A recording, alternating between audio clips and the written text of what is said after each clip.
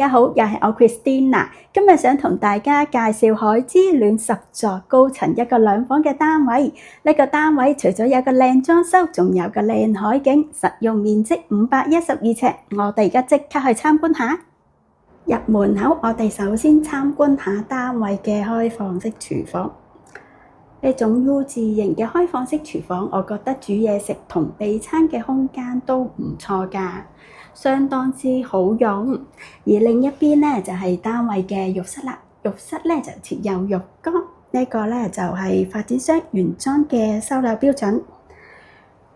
轉翻出嚟，我哋再望下個客飯廳，整個單位係用咗和風木系嘅設計，相當之溫暖。飯廳呢邊做咗張木系嘅4人餐椅，而對面呢客廳呢度呢都係一個和風嘅設計，有一張4人嘅梳化，對面呢就係電視機。喺客飯廳嘅中間呢有個房間嘅，我哋入去參觀下啦。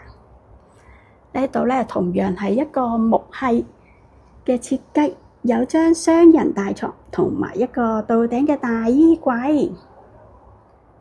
單位主要嘅景觀當然係荃灣西呢個海景啦，同埋荃灣嘅市景。